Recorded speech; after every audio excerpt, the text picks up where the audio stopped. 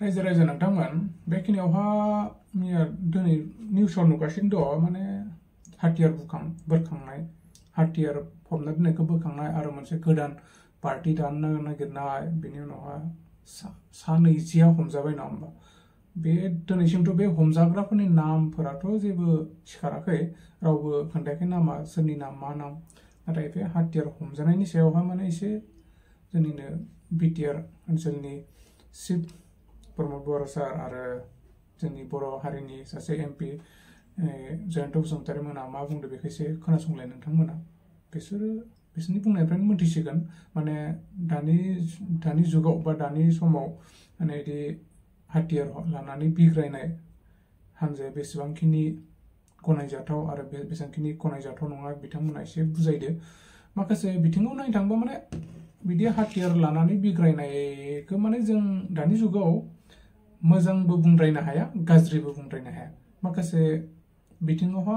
बुंनो थांबा जोंनि थाखाय गाज्रि बियो नाथाय माखासे बिथिङाव बुंनो थांबा बियो मोजांबो माने माखासे सेफटिनि थाखायबो नांगौ जायो नङा होमबा दानि जुगावहा माने बहुत हिंसाया बारा नैफोरबायदियाव माने हब्बा मोनसे हारिया जुदि हब्बा मोनसे हारिखौहा जुदि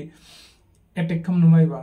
दाङाबाजि जायोबा बै समाव माने बै हारियाव थानाय जा हाथियार हमग्रा बा बिग्रायारि नैबिसोर एसे रैखा खालामो नालाय बेफोरबायदियाव बुंनो थांबा एसे मोजांबो आरो माखासेयावहा आरो बिदि हाथियार हमनानै बिग्रायनाय माबाफोरा माखासे समाजावबो एसे गुलाय गुजाय जानायनि लामाबो बहुत थायो नालाय बेखाय माखासे बिथिङाव गाज्रिबो नाथाय बेथ' मोजां गाज्रि जेरावबो थाखायो नाथाय दा मा बुंना होमबा जोंनि सारमोन प्रमद बर' सार आरो जयन्त बसुमतारी सारमोना मा बुंदों एसे खोनासंलाय रायजो राजा नोंथांमोन কিছুমান ল'ৰাবিলাকে অলপ কেতিয়াবা চেষ্টা কৰে মানে আগৰ ভাঙা ফুটা কিছুমান অস্ত্ৰবিলাক আছে সেইবিলাক লৈ পেলাই কিছুমানে অলপ ভাবে হয়তো আমি কিবা এটা কৰিম বুলি কিন্তু এনেকুৱাতো আৰু পৰিৱেশ নাই এতিয়া আমাৰ সামাজিক সুস্থিৰতা অহাৰ পিছত শান্তি ঘূৰি অহাৰ পিছত চব পৰিৱেশ ভাল হোৱাৰ পিছত কোনো ব্যক্তিয়ে কোনো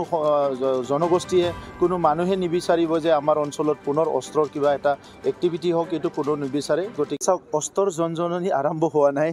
অস্ত্ৰ আগৰ পৰাই আছিলে অস্ত্ৰ বিভিন্ন মানুহৰ হাতত আছিলে বিভিন্ন সংগঠনৰ হাতত আছিলে আগৰ সময়বিলাকত আৰু সেইবিলাক ৰিকভাৰী হৈ আহি এতিয়ালৈকে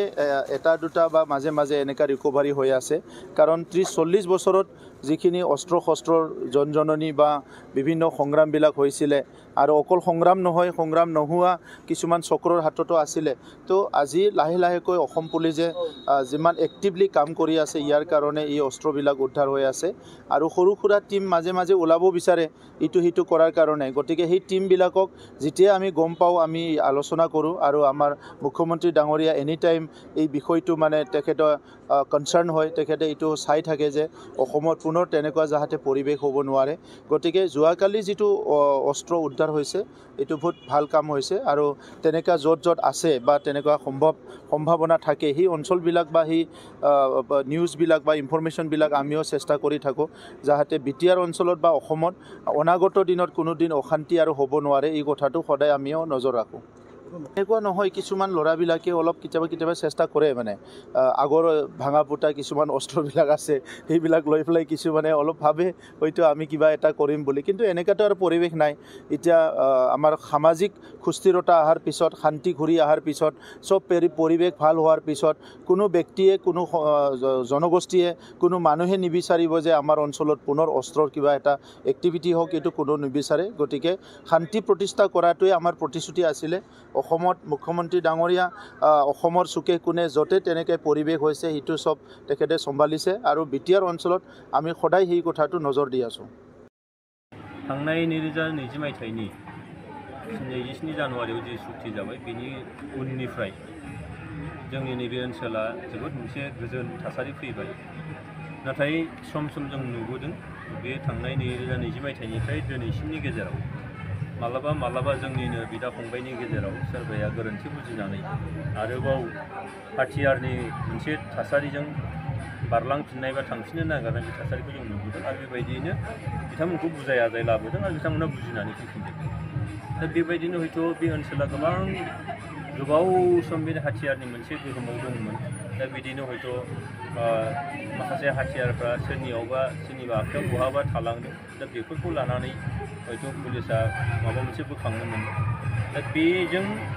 जोंनि नैबे थासारिया गुलुं गुलुं जागोन बेखौ जों साननो हाया बुंनो हाया मानोना बियो जोंनि समाजा लुबैनाय बे ओनसोलाव थानाय रायजो राजाफ्रा लुबैनाय बे थासारि नङा सिगांनिफ्राय हयथ' समाजानो लुबैदोंमोन रायजो राजाफ्रानो लुबैदोंमोन जायनि थाखाय मोनसे गोहोम गोग्लैदों दिनैनि थारिखआव रायजो राजा गोजोनखौ लुबैयो जौगानायखौ लुबैयो दावगानायखौ लुबैयो सान्तिखौ लुबैयो बेनिखायनो गंसे गंनै बहाबा हयथ' बेबायदि मोननोबो हागौ दा बेजों असान्ति फैगोन होननानै जों बुंनो हाया बे ओनसोला दा सान्ति फैबाय सान्तिया थांबाय थागोन गोजोना थांबाय थागोन आरो जौगानाया निफ्राय थांबाय थागोन आं साबायखर जासिदों बेबायदि माखासे हाथियार बहाबा सोरनिबा आखायाव दङबा बेखौ सोरबाया गथायनांगौ नङाबा पुलिसा बोखांनो मोनदों बेखौ पुलिसनि बिफाननि फारसे आंनि साबायखर आरो गोजोननायखौ जासिदों।